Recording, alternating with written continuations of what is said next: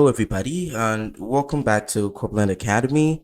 And we are continuing React animations or motion.dev lesson, right, on how to create and understand React animations, right, or how to turn components into animations, right, using React, right. Okay, so now that we understand this, what we are going to do today is we're going to understand how to use positions and movements, right? Because in the last tutorial we only understood how to work with setting the initial and then the final state of an object, right, of an element inside our application, right? So for instance, we use the initial prop to set the initial state, and then we use the animate prop to set the final states, right? And you can see that we passed in the opacity values, which is the initial state being 0, that means it doesn't appear on the screen, and the opacity being 1, which means it appears on the screen, right? And then we set the transition and its duration value to be what, 0.8. We actually set it to be 3,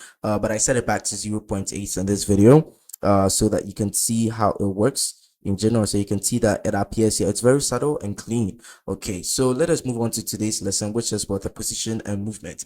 Now, in order for us to be able to understand how the position and movement works, we want to understand the concepts of this X and Y axis thing, right? So we all know that we have like the Y axis and then the X axis, right? So one for the vertical, one for the horizontal, respectively, right? And then we know that for the X axis, it is negative on the left side and then positive on the right side, right? And then we know that the Y axis, it is positive on the top and then negative below, right? But apparently when it comes to motion, or when it comes to frame of motion, it's actually kind of different, right?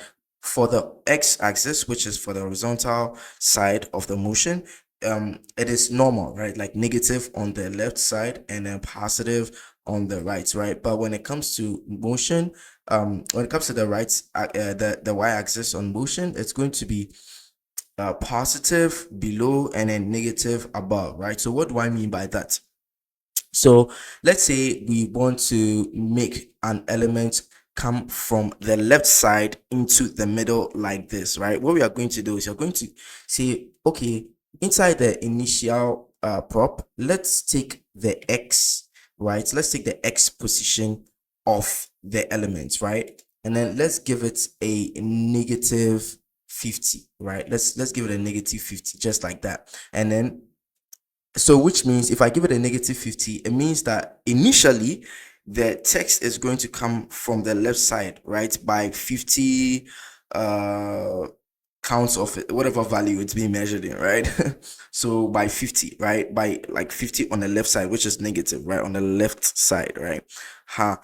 And so yeah, then we set the final value, right, the final position after coming from the left side of 50, right? We set the final one to be what is 0 right here, right? So which means it will come back and land at its original position that it had right here. Okay, cool. So now that we understand this, let me quickly do it, and then you can see the changes being applied right here. You see the changes are being applied right there. It comes from the left side, which is like the negative side, so negative 50, and then lands at the 0 spot, which is like the point it was originally at. Now if I remove the negative and then I let it be just like that, and then I set it to be like, okay, X50 is going to come from the right side and then land at 0, just like what we set right here, which is the original position where it is at, right? Let me set it to Copland Academy so it becomes like much more visible. Academy, yeah, I think this is correct, right? Yeah. So yeah, it's going to come from the right side and then land in the middle where its original position was at. You see what I'm saying? If we set it to be 100, it will pretty much do the same thing, right? So you see it goes further, right? 1,000, it will go way further, way further, way farther, and you can see, right? Exactly. So set it back to 50, and yeah, we can keep it at the original. Like, so now that we understand how this whole movement on the x-axis works, let us try to move it on the y-axis, right? So we want it to come from the top and then land, right? And you see, I told you that from the top it is negative, right? So we set it to y, and then we set this one also to y, just like that. So on the top we set it to be negative, just like this, and then we do, and then you see it comes from the top and then lands at 0. You see what I'm saying? Exactly. And then if we want it to come from below, we can just do that, take out the negative, and then we do it again, and you see it comes from below and then lands at its original state, just like that right here. Right now, we want to understand something, right? But before we do that, let me set this to be like 100, and to okay, let me set this to be 100. Okay, cool, fire stuff. All right, so let's understand something. We have like a bunch of things that can help us like improve the quality of our animations, which is pretty much the type of the animation and also the ease, right? The ease type of the animation, right? So we have like three popular forms or three popular ways that most of these animations appear, right? We have the linear way, which is like the normal one that we see, right? Which means the speed is constant, right? It's just constant. If it starts, it's just like that, like to the end, right? And then we have ease in, right? So ease in, that means it starts slow and then ends fast, right? Like ends constantly, like which is faster, right, than the way it starts, right? And then we have the ease out. Okay, so the ease out is it starts fast or it starts linear and then it ends slow. Do you see what I'm saying? Exactly. So now that we understand how this works, what we want to quickly do is, yeah, and we also have the ease in out, right, which is obviously starts slow, then in the middle it goes fast, and then it ends slow as well, right? So now that we understand how these three work, let's try to implement them. So you can see the first one here, you can see that it uses what? Ease in out. You see, ease in and out, right? So which means it started slow and then it ended it started slow, in the middle it was fast, and then it ended slow again. You see what I'm saying? It started slow, the middle was fast, and then slow. Now let's just put it on ease in, just like that. You see that it will start slow and then end fast. So you see, started slow and ended fast, started slow and ended fast. I can zoom in a bit, right, so that you can see what is going on. Started slow and ended fast, started slow and ended fast, just like that. And then we can do the same thing for outs, just like that. Okay, nice and clean.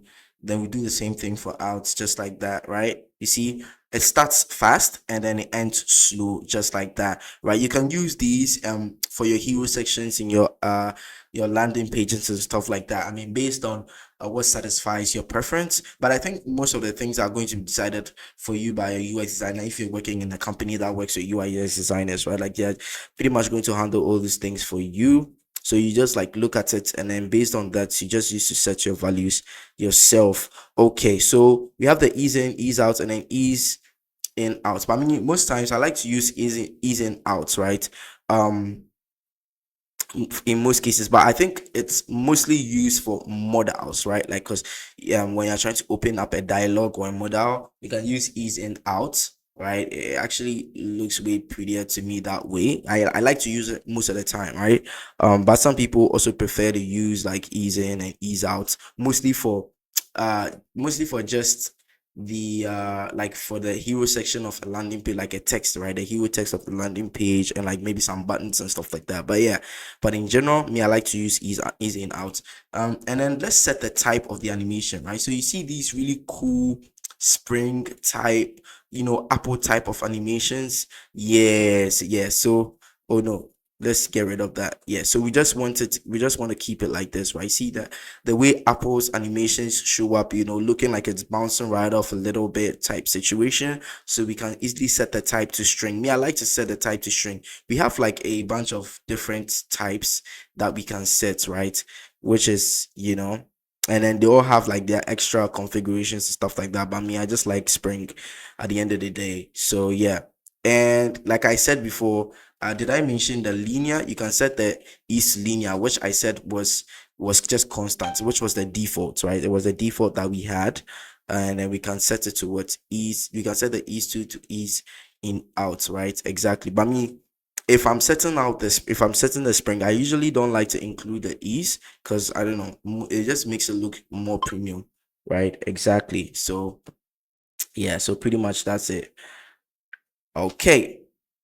Yeah, so that's pretty much the lesson for position and movement, right? Exactly. So I can bring back the ease and out, right? Here and then, and we can even make it ease out so that it goes out fast, and then we see the spring animation. So it starts slow and then goes out fast. Yeah, I think it has become very subtle. But yeah, it works. So yeah, that's pretty much it. Thank you very much for getting to this part of the lesson. In the next part, we are going to learn how to interact with buttons using motion.dev or Framer motion. All right. So hopefully I'll see you in the next one.